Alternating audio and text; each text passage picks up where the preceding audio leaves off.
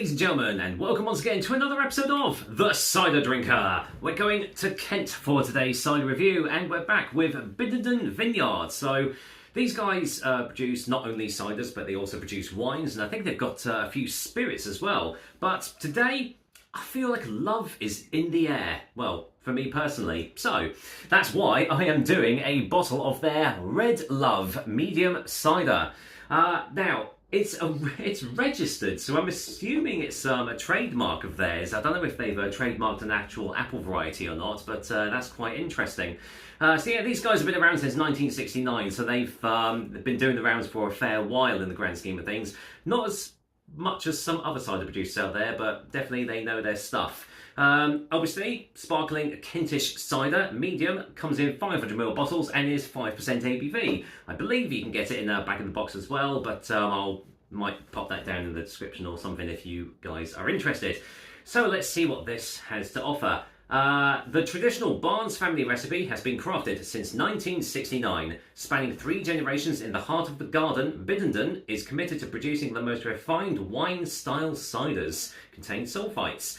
So, Red Love is a medium cider with added sparkle to give a refreshing appley experience. Created from a naturally red-skinned, red-fleshed apple with no artificial colour, grown at East Malling and exclusive to Biddenden. Well, there you go. That's why I've never heard of it before, because they've got their own apple variety. How about that? So, hey, too much biddies doesn't make you a good dancer. Please drink sensibly. Drinking to excess will damage your health.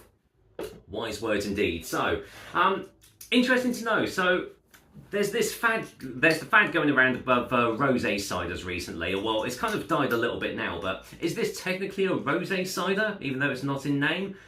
I don't know. It's just using red-skinned and red-fleshed apples. So let's see what that brings to the table. Let's get the top off. Oh, blimey. Nearly broke my bottle opener again. That seems to happen quite a lot recently on this channel, so... Whoa, okay. Toffee. Caramel. Ooh, interesting. That's a very interesting smell. That's, yeah. Toffee. Caramel. I want to even say slightly chocolatey, which is weird for a cider, but hey-ho, maybe that's what the Red Love apple brings to the table. We'll see. Righto, so... as the namesake said, it is lightly sparkling. It's filtered down, crystal clear. Fairly heavy carbonation, actually. Well, big bubbles anyway. So, yeah, it's definitely sparkling. And the colour is really nice. It's it's got like a pinkish tinge to proceedings, but overall it is a very light coloured cider. But yeah, definitely the red flesh has given it that nice sort of pinky sort of hue to it. So yeah, looks nice. What does it smell like on the glass? Let's find out. Yeah, okay. This is one of the most unique smelling ciders I've experienced. So I am definitely getting coffee, toffee, caramel, and a bit of bitter dark chocolate. I kid you not. This smells like I'm smelling a stout. Wow. Slight bit of dryness there. It's like a bitter coffee. Wow.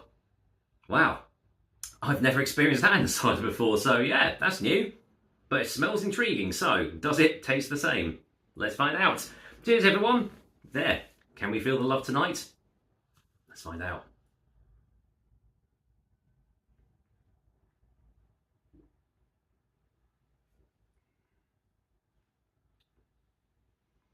Okay. Quite a tart finish, actually.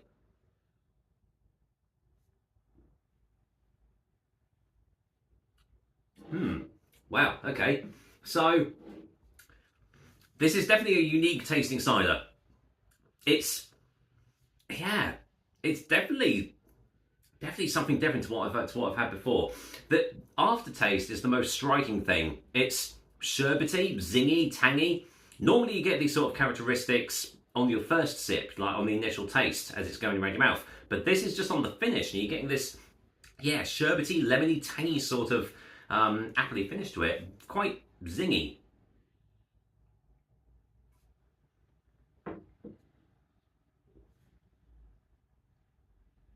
It's almost got like a dry white wine quality about it. Getting white grape coming through on the taste as well. All those coffee, chocolatey sort of smells I was getting, they're not in the taste at all. So don't worry about that. You're not actually having a chocolate flavoured cider or anything like that. But yeah, it's a very unique beast, let's just put it like that. So there's sweetness initially, no real tannic presence in this at all, you know, you can sort of shove that under the carpet. But yeah, it's strange how the zinginess and the tanginess is coming through on the finish rather than the first taste.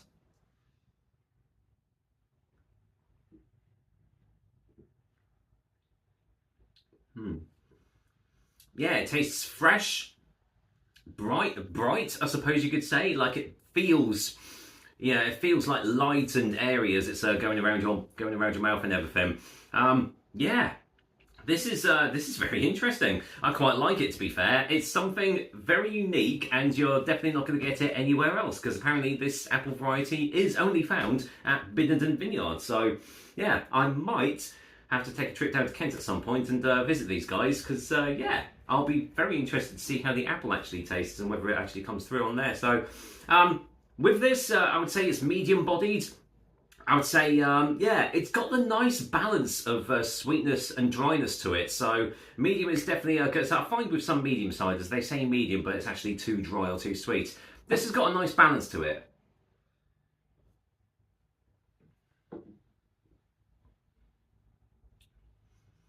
Yeah, yeah, it's like a sharp, yeah, sharp, tangy apple juice as well coming through, but not concentrated. There is a very subtle hint of caramel as well, actually, just on the back end, but it's very, very minor. So yeah, barely a whisper of that. But yeah, nice stuff. Let's get a final taste for a final verdict, shall we?